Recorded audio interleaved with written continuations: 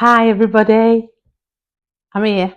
I've got the book and we're going to read the story. I'm really excited now. The bookmark's in there and we're going to read the first story. And the first story we're going to do is Rapunzel. Rapunzel's a really cool story. Now, you might have seen, if you've watched the film, you might have seen Tangled. And Tangled is based upon this story. And it's cool and wonderful. And it's got some great songs in it. But we're going to just look at the original story and see where that came from. And we'll see how we get on. Now, at the end of the story, there's going to be a bit of a shout out to some special people. In fact, every time we do a story, there'll be a shout out. We'll dedicate the story to different people. So you can find out at the end. Okay, here we go then. Rapunzel by the Brothers Grimm. There was once a man and a woman who had long in vain wished for a child. At length, the woman hoped that God was about to grant her desire. These people had a little window at the back of their house from which a splendid garden could be seen, and it was full of the most beautiful flowers and herbs. It was, however, surrounded by a really high wall, and no one dared to go into it because it belonged to an enchantress named Dame Gothel. She had great power and was dreaded by all in the world, so she's a scary lady. One day, the woman who wanted a baby was standing by the window and looking down into the garden when she saw a bed that was planted with the most beautiful rampion. Now, rampion is also called Rapunzel. And it tastes, you can eat it, and it tastes a bit like radishes. Lots of rose going on. So rampion, Rapunzel, and radishes. Oh, it looked so fresh and green that she longed for it and had the greatest desire to eat some. Perhaps she had a craving. Perhaps she was pregnant already and had a craving. I know that when I was pregnant, I liked raw potatoes. But some people crave really, really strange things. So radishes, she might have been after some radishes. And you can really want it if you're craving. This desire increased every day, and as she knew that she couldn't get any of it, she quite pined away and looked pale and miserable.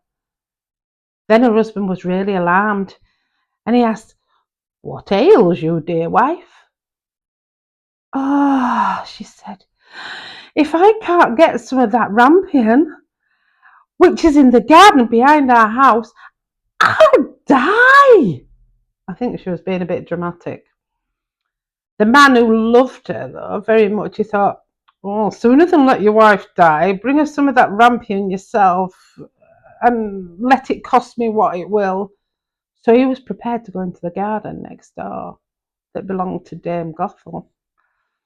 In the twilight of the evening, he clambered down over the wall into the garden of the enchantress, hastily clutched a handful of rampion and took it to his wife. Oh, she loved it. She made herself a salad of it and she ate it with lots of delight. In fact, she liked it that much. On the very next day, she wanted 3 times more. So she's definitely craving it, I think. So if he was to have any rest, her husband had to go back into that garden again and get some more. So in the gloom of the evening, he let himself down again. But when he clambered down the wall, he was really frightened. Because who did he see standing in front of him? Who do you think? The enchantress. "How dare you," she said with an angry look, "to descend into my garden and steal my rampion like a thief? You shall suffer for it." Oh, he was terrified. "Let mercy take place of justice. I only made up my mind to do it out of necessity. My wife saw your rampion from the window and she needed it. She felt such a longing for it that she would have died if she'd have not been able to eat it," he said. Then the enchantress allowed her anger to soften and said to him, "If the case is as you say, I will allow you to take away with you as much rampion as you will. Only I make one condition. You must give me the child which your wife will bring into the world. It shall be well treated, and I will care for it like a mother." Seems a bit much, doesn't it, really? But the man, in his terror, consented. He said yes to everything. And when the woman gave birth, when his wife gave birth, the enchantress appeared at once, gave the child the name Rapunzel, and she took it away with her. Now, Rapunzel grew up to be the most beautiful child beneath the sun. And when she was 12 years old, the enchantress shut her up in a tower which lay in a forest and had neither stairs nor a door, but quite at the top was a little window. And when the enchantress wanted to go in and see her, she placed herself beneath the window and she cried, "Rapunzel, Rapunzel, let down your hair to me."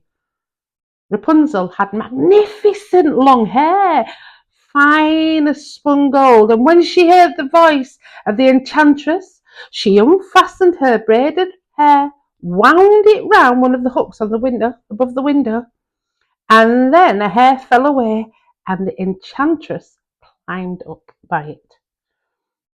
After a year or two, it came to pass that the king's son, that's a prince, isn't it? King's son, rode through the forest and went by that tower. Then he heard a song, which was so charming that he stood still and he listened. This was Rapunzel, who, while she was on her own in her solitude, passed her time in letting her sweet voice resound. She was singing. The king's son, the prince, wanted to climb up to her and looked for a door into the tower, but none could be found. Remember, there was no door, there was no stairs. So he rode home, but the singing had so deeply touched his heart that every day he went into the forest to listen to her singing. Once, when he was standing behind a tree, he saw an enchantress came there, and then he heard how she cried, "Rapunzel, Rapunzel, let down your hair." Then Rapunzel let down the braids of her hair, and the enchantress climbed up. "Ooh, if that's a ladder by which one mounts, I will try my fortune," thought the prince. And the next day, when it started to get dark, he went to the tower and he cried, "Rapunzel, Rapunzel, let down your hair." He obviously had to try and say it just like the enchantress. Immediately, the hair fell down, and the king's son, the prince, climbed the hair. Uh-oh.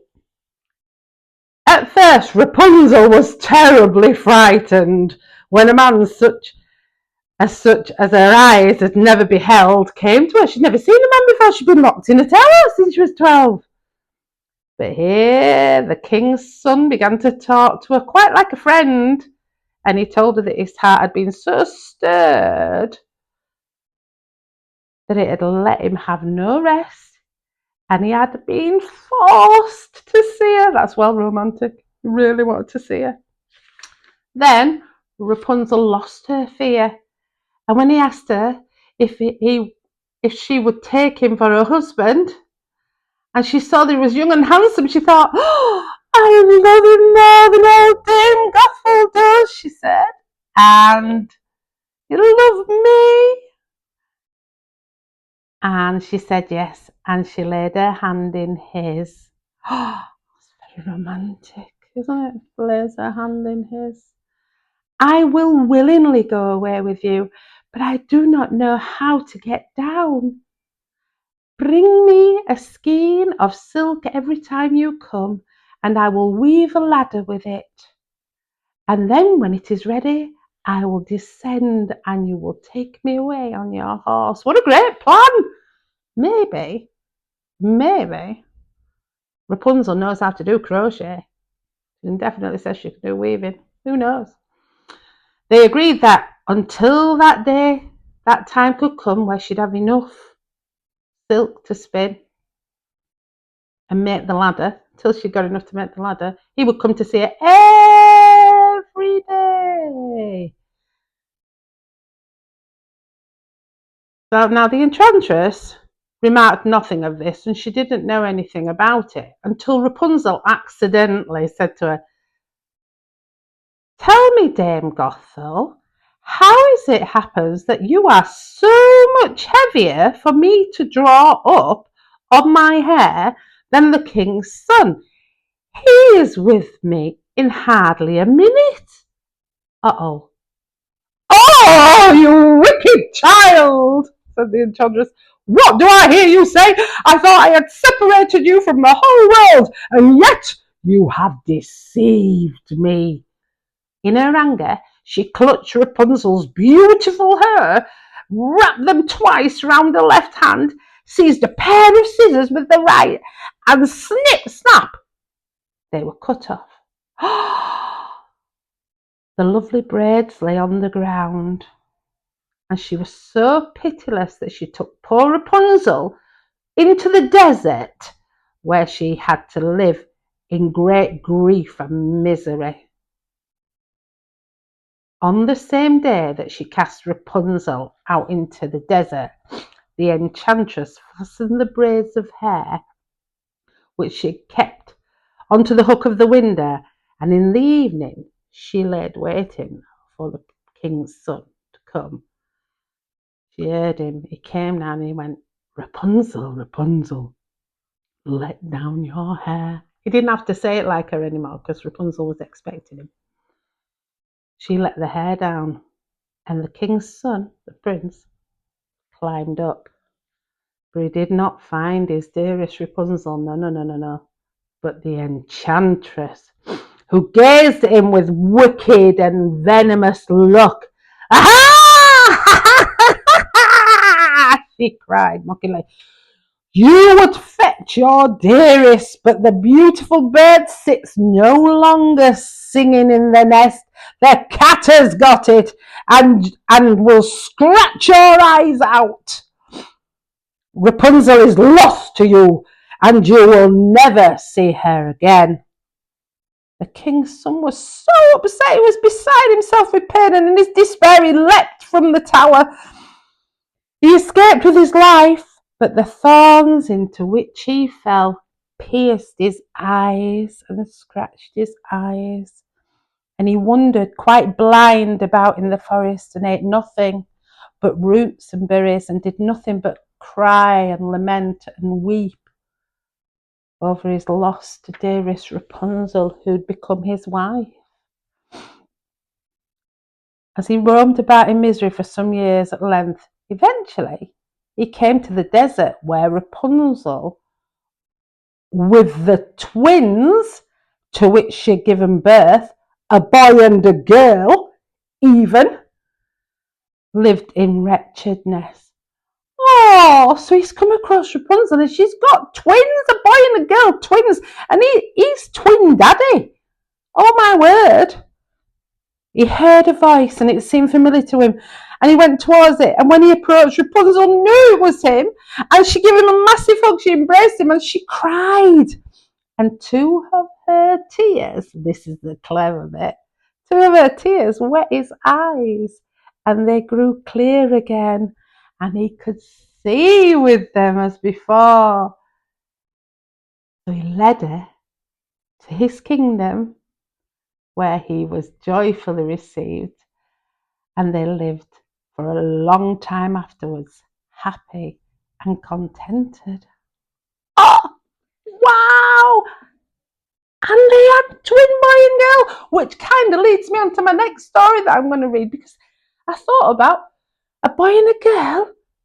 That has to be Hansel and Gretel, doesn't it? So I think we're going to go there next time. But before we go, I promised I'd do a shout out. And today's shout out is for Matthew Whiston. So Matthew used to be a little boy that I used to make up stories for and read to when he was little.